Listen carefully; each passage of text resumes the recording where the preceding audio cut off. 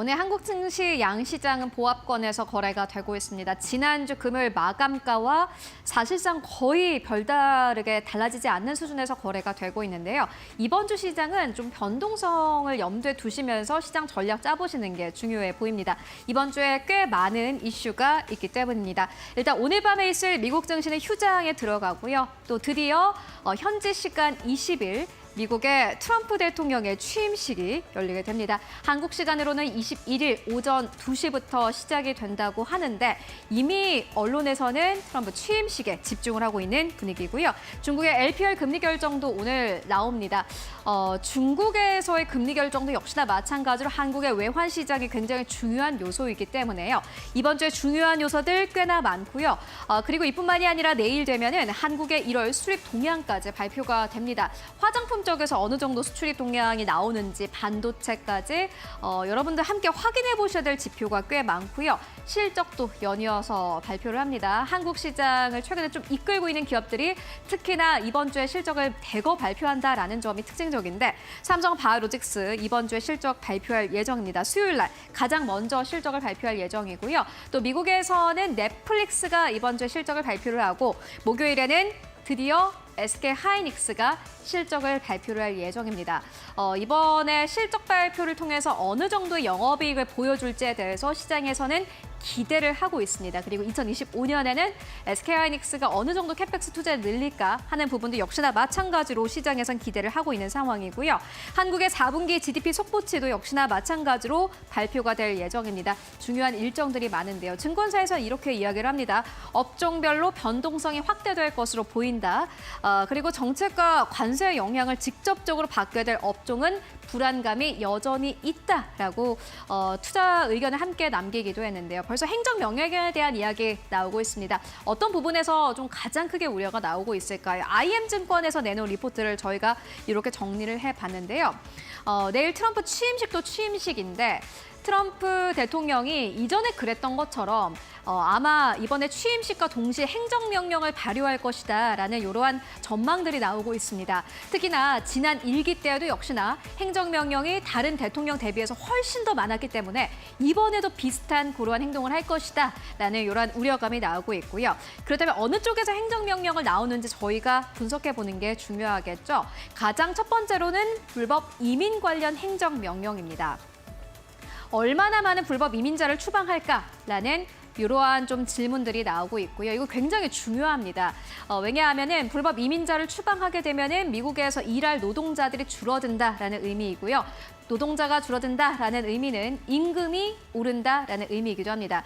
지금 연준에서는 2025년에 금리를 어느 정도 인하할지 굉장히 큰 고민에 빠진 상황 속에서 과연 불법 이민 관련 행정명령이 어떻게 진행되느냐에 따라서 미국의 연준의 통화정책의 기조가 바뀔 것이기 때문에 가장 중요한 포인트 중 한 가지로 현재 꼽히고 있는 겁니다. 두 번째는요, 아마 시장에서 이미 예상을 하고 있는 쪽인데 관세입니다. 10에서 20%의 보편적 관세에 대해서 우려가 벌써 나오고 있는 상황 속에서 관세를 어떻게 부과할 것인지 이 방식에 대한 이야기가 나오고 있습니다. 선별적으로 할 것이냐 아니면은 시간이 지나면서 계속해서 좀 부과를 하는 방식으로 갈 것이냐 이 두 가지에 대한 좀 의견들이 나오고 있는 상황이고요. 세 번째로는 대중국 관세입니다. 트럼프 일기 때 주식시장 참여하셨던 분들이라면은 그때 쏟아졌던 속보에 아마 다들 놀라셨을 것 같은데 그때 당시에 미중 무역 전쟁이 한창이었습니다.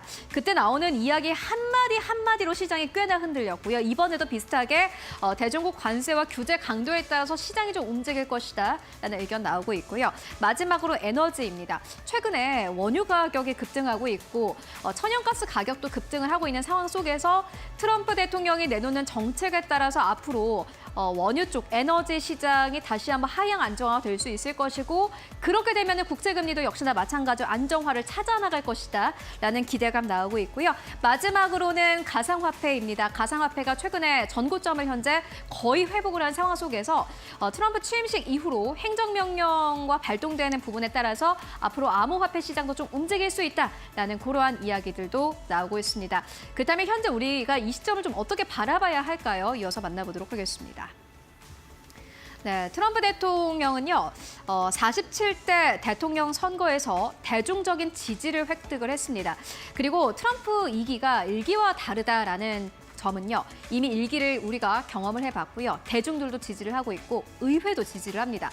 공화당이 상원과 하원에서 모두 승리를 했고 이미 내각을 장악한 상황 속에서 트럼프 대통령이 내놓는 정책들이 이전보다 훨씬 더 파워를 얻을 가능성이 큽니다. 그렇기 때문에 시장에서는 그 어느 때보다도 긴장을 하고 있는 그러한 상황인데요. IM증권에서는 이렇게 이야기를 합니다. 3박자를 모두 갖춘 트럼프 2.0 시대가 이제 드디어 개막을 한다라고 이렇게 표현을 하기도 했고요. 1.0보다 더 빠르고 강하게 정책이 진행이 될 것이다. 왜냐하면은 대중들도 현재 힘을 보태고 있고 내각도 역시나 마찬가지로 힘을 보태고 있는 상황이기 때문입니다. 마가처럼 미국의 우선주에 기반하여서 정책들이 수립될 것이고 추진이 될 것이다. 그리고 여러분들 이걸 가장 좀 중요하게 생각을 해보실 필요가 있을 것 같은데요.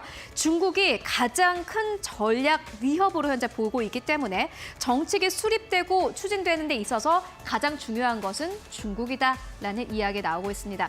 실질적으로 현재 트럼프 당선자, 트럼프 대통령이 내놓는 정책들 사실상 거의 모두 다 중국을 견제하고 있는 내용들입니다. 조금 더 좀 이 업종을 좁혀서 보도록 하겠습니다. 네, 먼저 첫 번째로는 AI 로봇인데요. AI 맨해튼 프로젝트를 현재 미국에서는 추진하고 있습니다.